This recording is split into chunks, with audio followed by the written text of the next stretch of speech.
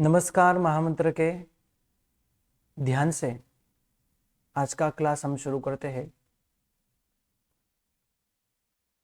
नमो अरिहंतानम, अरिहंत परमात्मा को मेरा नमस्कार हो। नमो सिद्धानम, सिद्ध परमात्मा को नमस्कार हो। नमो आयरियानम, आचार्य भगवंतों को नमस्कार हो। नमो उवज्झायानम, उपाध्याय जी भगवंत को नमस्कार हो। नमो लोए सव्व साहूनम, लोक में रहने वाले सर्व साधु भगवंतों को मेरा नमस्कार हो। ऐसो पंच नमुक्कारो, यह पंच नमस्कार यानी पंच परमेष्टि को किया गया नमस्कार, ये क्या है? सव्व पावपणासनो, सर्व अशुभ कर्मों का विनाश करने वाला है। मंगलानम च सव्वेसिम, परमम हवई मंगलम, वड़ी सर्व मंगलों में प्रथम मंगल है परमम हवई मंगलम, यानी सर्वप्रथम और सर्वश्रेष्ठ मंगल है। तो ऐसे नमस्कार महामंत्र से हमारे पूर्वभव में किए गए ऐसे कर्मों का नाश होता है।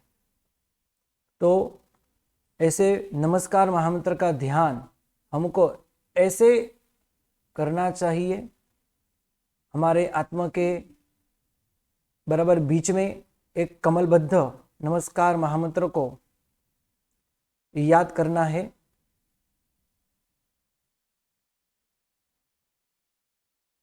नमो अरिहंतानम,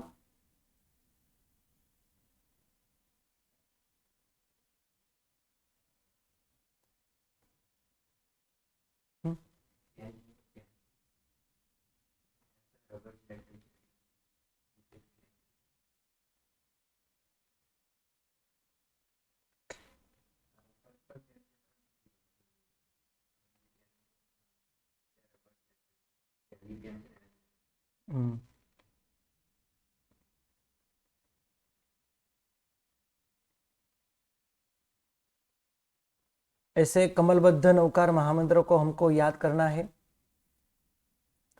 नमो अरिहंताणम, सबसे बीच में हमारे हृदय के अंदर अरिहंत परमात्मा का स्थान होना चाहिए। ये है नमो अरिहंताणम। इसके ऊपर नमो सिद्धानम, सिद्ध परमात्मा को, सिद्ध परमात्मा का हमको ध्यान धरना चाहिए। बगल में नमो आयरियानम, आचार्य महाराज को हमको नमस्कार करना चाहिए। नीचे के स्थान पे यानी नाभि के स्थान पे नमो उवज्झायानम, यानी उपाध्याय जी भगवंत को हमको याद करना चाहिए, उनको नमस्कार करना है। नमो लोए सव्व साहूनम, सर्वलोक में रहे हुए रहने वाले ऐसे सभी साधु भगवंतों को मैं नमस्कार करता हूं। आगे बीच में ऐसो पंच नमुक्कारो, सव्व पावपणासनो, मंगलानम च सव्यसिम और परमम हवई मंगलम। सभी को ये बात पता है कि नवपद जी भगवान भी ऐसे ही होते हैं। नमो अरिहंतानम बीच में है, इसके ऊपर नमो सिद्धानम, नमो आयरियानम, नमो उवज्झायानम, उपाध्याय जी भगवान, साधु भगवंत, और यहां दर्शन पद, यहाँ पे ज्ञान पद, यहाँ पे चारित्र पद और यहाँ पे तप पद, ऐसे पद को हमको नमस्कार करना चाहिए। जब हम नमस्कार महामंत्र का ध्यान धरते हैं तो ऐसे कमलबद्ध नमस्कार महामंत्र को याद करते हुए जब हम नमस्कार महामंत्र यानी नवकार महामंत्र बोलते हैं तो अवश्य करोड़ों करोड़ों भव के कर्म का नाश होता है। इसलिए हमको ऐसे हमारे आत्मा के अंदर ऐसे एक कमल है और कमल के अंदर ऐसे नवकार महामंत्र लिखा हुआ है, या हम हमारे ही मन से लिखते हैं और बोलते हैं और भाव से उनको नमस्कार करते हैं तो अवश्य हमको बहुत लाभ मिलता है। ऐसे हमने यहाँ पे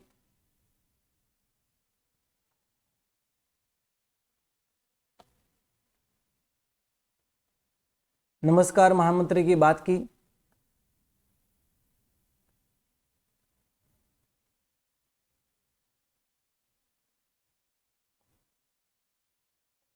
आगे कल हमने अरिहंत भगवान की बात की थी, किसी को याद है अरिहंत भगवान किसे कहेंगे? अरिहंत भगवान यानी क्या? पूनम बेन जैन जी बोलो। जो 12 गुणों से युक्त 18 गुणों से रहित जी और वाणी के 33 गुणों से युक्त और रागद्वेष से परे और अरिहंत है। राइट। और भी आगे भी हमारी बात हुई थी कि अरिहंत परमात्मा जो है, जी जी हाँ बोलो बोलिए। 12 गुण बताए थे आपने, जिसमें 8 प्रतिहारे और 4 अतिशय शामिल है। प्रतिहारे अशोकरी, सुपुष्टि और उसके बाद दिव्य ध्वनि और फिर चामर, सिंहासन, भामंडल, देवदुंदुभी और 3 छत्र। और अतिशय के 4 पाया पद्मा अतिशय, ज्ञान अतिशय, पूजा अतिशय और वचन अतिशय। अमिता बेन जी बोलिए, अपया पद्मातिशय यानी क्या? पद्मा अतिशय भगवान विचरते हैं तभी 125 योजन तक कोई भी उपद्रव नहीं होता है, मारी मछली किसी प्रकार का रोग नहीं होता है, ओके का नाश होता है। ओके। और संतोष बेन बोलिए, ज्ञानातिशय यानी क्या? भगवान का ज्ञानातिशय क्या है, इसका अर्थ क्या है, भावार्थ? जी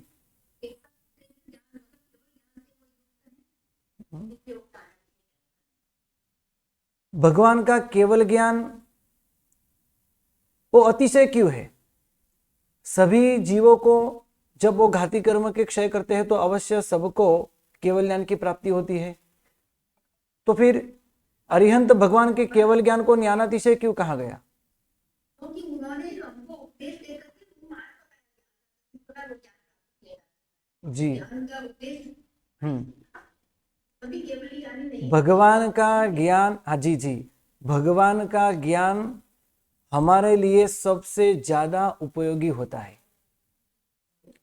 केवल ज्ञान का उपयोग हमारे लिए सबसे ज्यादा होता है, इसलिए केवल ज्ञान का उपयोग हमारे लिए ज्यादा है, इसलिए ज्ञानातिशय, बस वैसे ही ज्ञानातिशय के साथ हमको दर्शनातिशय, क्योंकि भगवान सब कुछ देख सकते हैं।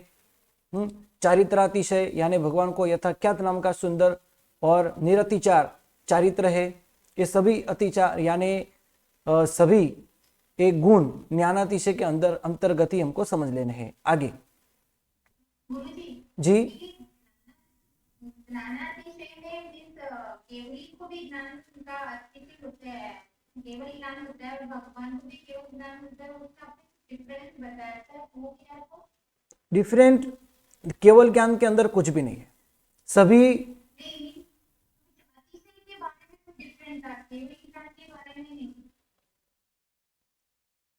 अतिशय नहीं, अतिशय देखो भगवान को ही ये सब अतिशय है, सबको अतिशय नहीं होते, राइट, सबको अतिशय ये नहीं होते, भगवान को ही सिर्फ होते हैं। हाँ, लेकिन भगवान के प्रभाव से ऐसे हमको दिखाई दे सकता है, राइट, ये अलग बात है, चलो ये बाद में हम करते हैं। सबसे पहले मुझे ये बताओ कि अष्टमहाप्रातिहार्य, जैसे कि यहाँ पे आपको जैसे सिंहासन बताया, राइट, यहाँ पे सिंहासन बताया है, यहाँ पे दुंदुभी बताई है, यहाँ पे सुरपुष्प वृष्टि बताई है, यहाँ दुंदुभी है, ये दिव्य ध्वनि है, तो ये सभी, और यहाँ पे अशोक वृक्ष है, यहाँ पे 3 छत्र है, ये सभी भगवान के गुण क्यों बताए हैं? ये सिंहासन भगवान का गुण क्यों है, अशोक वृक्ष भगवान का गुण क्यों है? जी कोई कह सकते हैं आप में से, बोलो जी।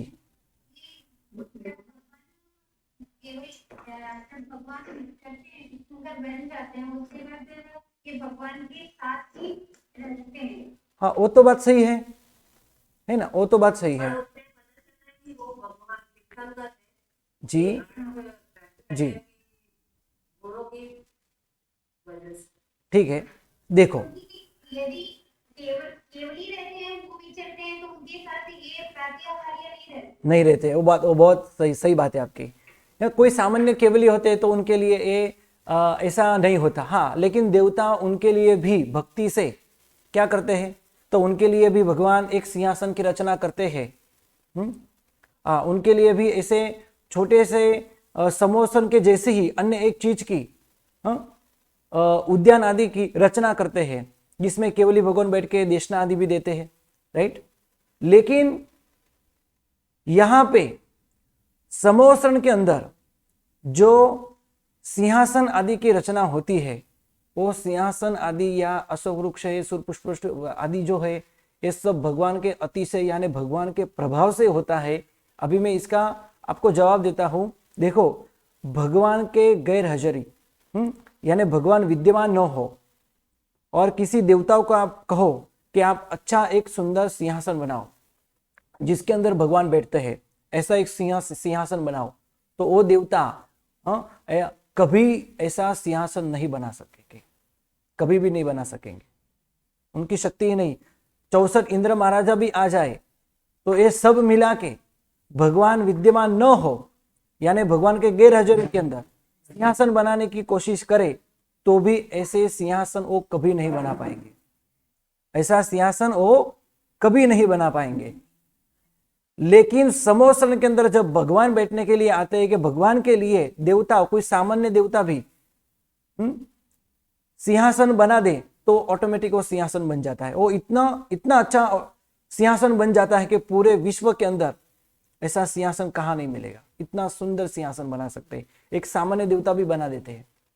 ऐसी ही बात हमको आती है भक्तामृत सूत्र के अंदर, यत्ते समानम अपरम नहीं रूपमस्ति, यानी भगवान के रूप के समान अन्य कोई रूप नहीं है।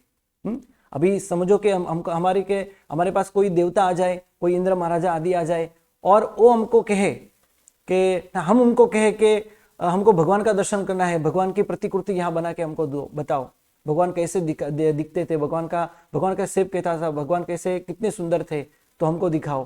तो 64 इंद्र महाराजा भी इकट्ठा हो जाए तो भी भगवान जैसा रूप नहीं बना सकेंगे, इतना सुंदर भगवान का रूप होता है। लेकिन समोसन के अंदर मैं बात करूं, समोसन के अंदर जब भगवान देशना देने के लिए आते हैं तो भगवान का वो शरीर है ना, भगवान का जो शरीर है उसके जैसा डुप्लीकेट दूसरा शरीर हम पता ही नहीं कर सकेंगे कि इसमें असली कौन है और नकली कौन सा है। जैसे कि दिशा के माध्यम से हमको पता चल जाता है कि पूर्व दिशा के अंदर भगवान खुद बैठते हैं और अन्य 3 दिशा के अंदर भगवान की प्रतिकृति होती है। तो ये प्रतिकृति बनाने वाले कौन से देवता होते हैं? वेंतर देवता होते हैं। कौन से देवता है? वेंतर देवता होते हैं। ये वेंतर देवता भगवान जैसी प्रतिकृति यानी डुप्लीकेट भगवान बनाते हैं। लेकिन भगवान की गैर हाजिरी हो और भगवान जैसा रूप बनाने के लिए इन 64 इंद्र महाराजा भी कोशिश करे तो भी नहीं बना सकेंगे। इसका मतलब क्या हुआ? वहां भगवान थे, यहां भगवान नहीं है, राइट। इसलिए ये सभी सिंहासन है, अशोक वृक्ष है, कि 3 छत्र है, दुंदुबी है या दिव्य ध्वनि है या सूर्य पुष्प वृष्टि है। अभी ऐसे कोई देवता का आपके कोई देवता प्रसन्न हो जाए और हम देवता को कहे कि यहाँ पुष्प वृष्टि कर लो, तो भगवान के समोसन के जो पुष्प वृष्टि होती है ना, ऐसी पुष्प वृष्टि कहाँ भी नहीं होगी, कभी नहीं होगी। इतनी सुंदर पुष्प वृष्टि हो जाती है और वहां तो किसी की खिलावना भी नहीं होती, उसको ऐसे पुष्प के जीव को कोई दुख आदि भी नहीं होता, यहाँ होता है। क्योंकि यहाँ भगवान का अतिशय, भगवान साक्षात विद्यमान नहीं है, भाव तीर्थंकर नहीं है। इसलिए ये सभी को, हाँ इसलिए एक मिनट, हाँ इसलिए सभी यहाँ जो बताए गए हैं, छत्र है, चामर है, आसन है, महामंडल है, दिव्य ध्वनि है, के दुंदुबी है, सूर्य पुष्प वृष्टि आदि है, ये अष्ट महाप्रतिहार्य जो आदि है, भगवान जाने के बाद ये सब ऑटोमेटिक गायब हो जाते हैं। लेकिन भगवान है तो भगवान के साथ ये सब विहार करते सब देवता ही लेके जाते हैं। इसलिए ये अष्ट महाप्रतिहार्य को भी ये भगवान का गुण बताया है। जी बोलो।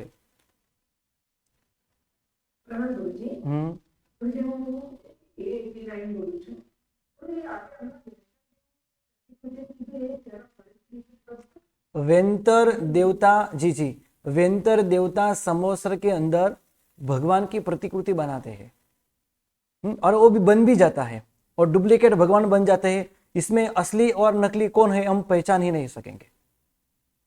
यानी भगवान जैसा ही एक दूसरा रूप बना देते हैं, यानी भगवान की प्रतिकृति बन जाती है, राइट। वो कौन से देवता बनाते हैं? वेंतर देवता बनाते हैं, बराबर है। वेंतर देवता बनाते हैं तो अभी भगवान है ही नहीं। चलो अभी हमको हमारे पास कोई सौधर्म इंद्र आया तो सौधर्म इंद्र को हम कहेंगे भगवान कैसे दिखते थे, तो भगवान की प्रतिकृति बना के बताओ, तो इंदिरा बाजा नहीं बना पाएंगे।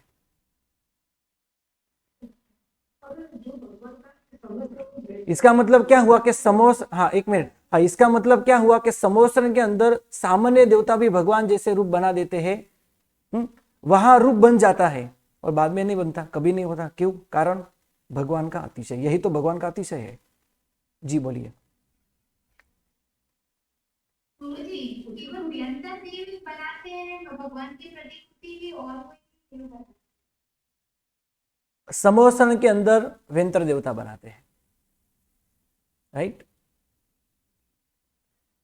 समोसरण के अंदर वेंतर देवता भगवान की प्रतिकृति बनाते हैं।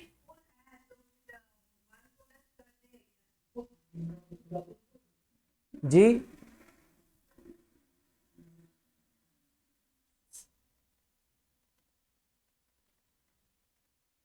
चलो 12 प्रसादा की भी हम बात करते हैं। सभी को जानना है, सीखना है, समझना है।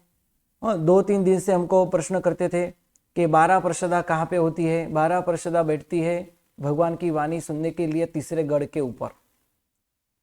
यहाँ आपको जो तीसरा गढ़ दिखाई दे रहा है, राइट,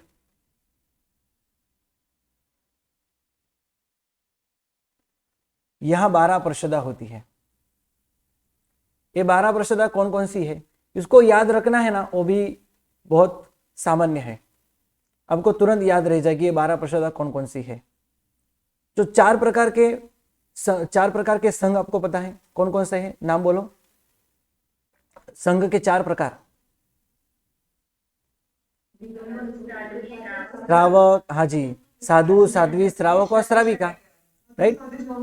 हाँ जी, साधु, साध्वी, श्रावक और श्राविका, राइट। इतना तो आपको पता है ना, तो मैं आपको यहां लिख के बताता हूं। साधु, साध्वी, एक मिनट,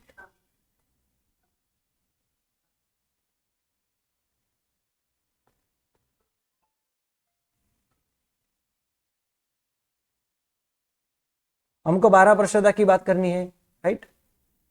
तो 12 प्रसादा को हम याद करते हैं। तो 12 प्रसादा कौन कौन सी है? तो साधु, साध्वी, श्रावक, श्राविका, ये सभी की प्रसादा होती है। और देवों के जो 4 प्रकार है, भवनपति देवता, व्यंतर देवता, इसके सब प्रकार आपको जीविचार ग्रंथ के अंदर अवश्य आएंगे। भवनपति देवता, व्यंतर देवता, ज्योतिष देवता और वैमानिक देवता, ये सभी निकाय के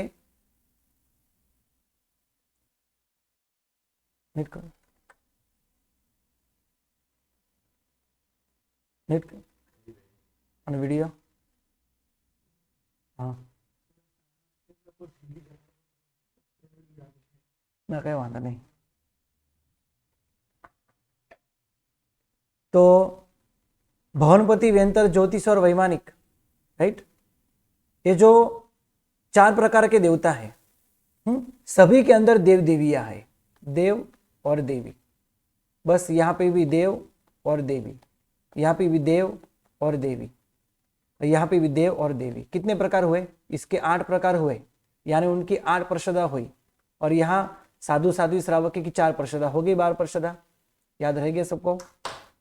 साधु, साध्वी, श्रावक और श्राविका, भवनपति की देव और देवी, व्यंतर देव और देवी, ज्योतिष देव और देवी, वैमानिक देव और देवी, यानी देवताओं। जी जी, नहीं, देखो मैंने कहा कि अभी कहा था कि तीसरे गढ़ के ऊपर 12 प्रसादा बैठती है, राइट राइट। तीसरे गढ़ में 12 प्रसादा बैठती है।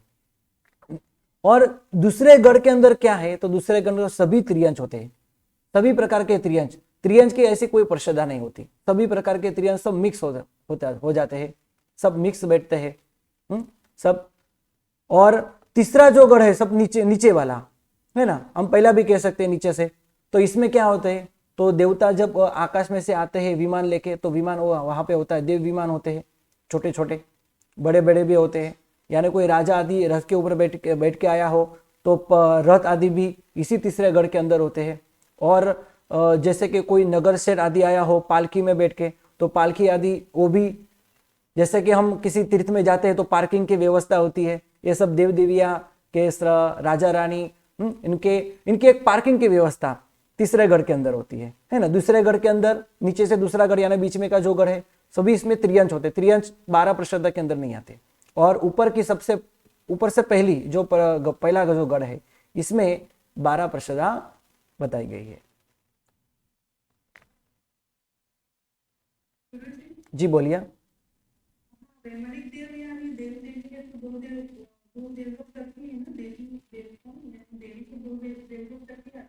हाँ जी, लेकिन वैमानिक निकाय के अंदर ऐसे जो देव दिव्या है, तो वैमानिक में सिर्फ पहले और दूसरे देवलोक के ही अंदर देविया है, लेकिन वो देविया असंख्य है और उनकी भी एक यहाँ परिषदा होती है। समोसन की तो और भी हम आगे बात करने वाले हैं। समोसन के अंदर सभी देविया खड़ी ही रहती है। समोसन की और भी ज़्यादा आगे आपको मैं बताऊंगा।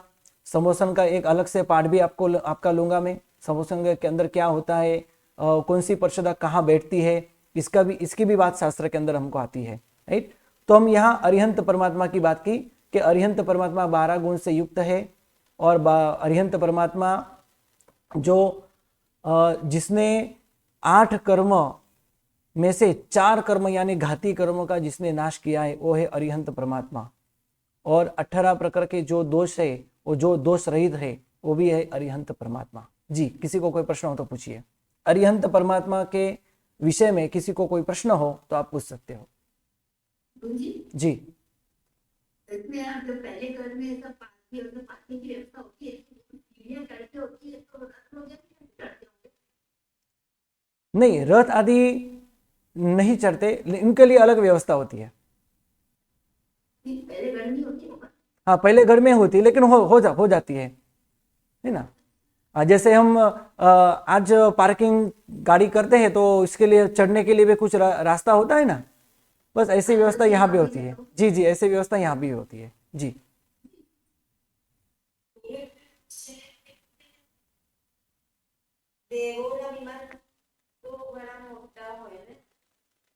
જો દેવો પાસે તો એવી ચમત્કારિક શક્તિ હોય છે, ગમે તેટલું મોટું વિમાન હોય ને તો એ નાનું બનાવી શકે। ઓકે,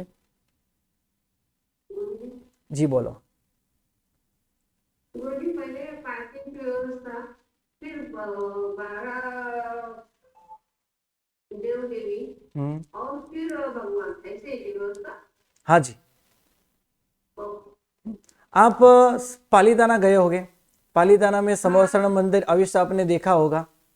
हाँ, तो उसमें आपको पार्किंग की व्यवस्था कितनी बड़ी बताई गई है ना। बस वैसे ही होती है।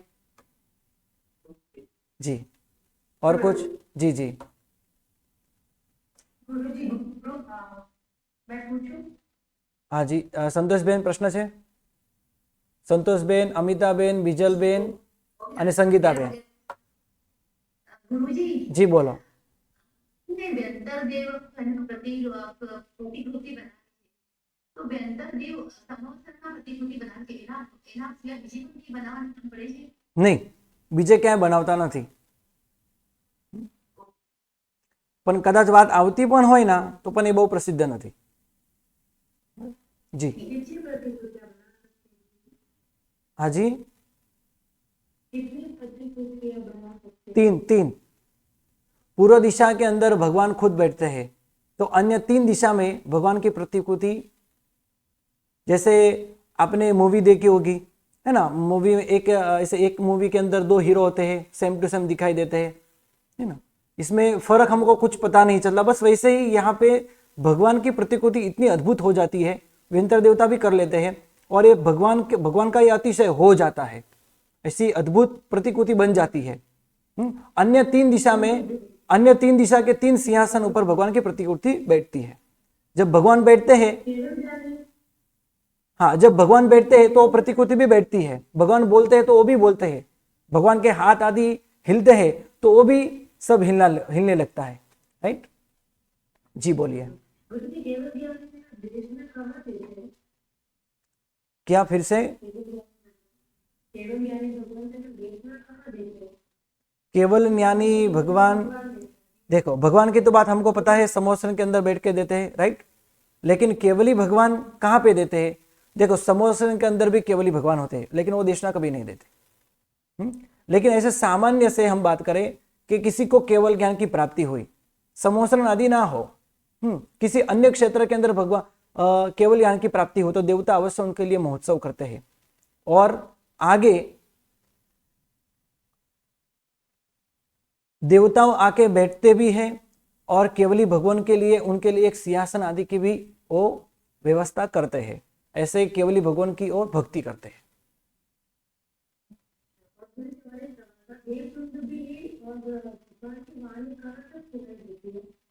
भगवान की वाणी एक योजन तक स्पष्ट सुनाई देती है, एक योजन तक। भगवान का समोसन भी एक योजन का है और एक योजन तक स्पष्ट भगवान की वाणी सुनाई देती है।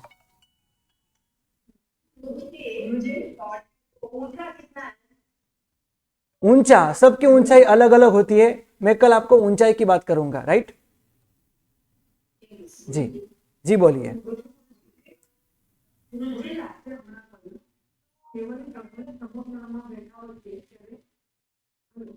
हाँ सुनाई दे रहा है, बोलो।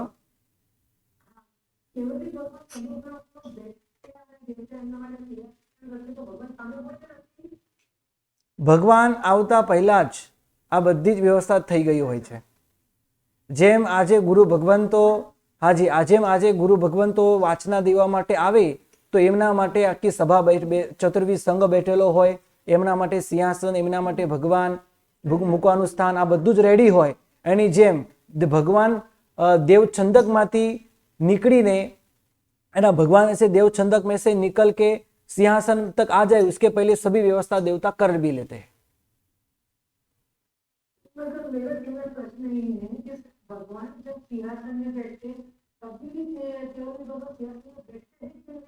नहीं नहीं नहीं, जी जी हाँ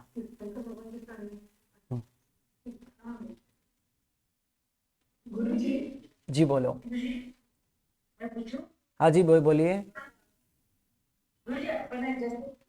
परमात्मा देशना देते हैं ना, एक सुबह के पहर से के पहर में देते हैं। भगवान देशना सुबह शाम देते हैं, सूर्योदय के बाद 3 घंटे तक, यानी 1 प्रहर तक। हम हमारी भाषा में कह सकते हैं कि 3 घंटे तक, है ना। तो 3 घंटे तक यानी 1 प्रहर तक भगवान देशना देते हैं।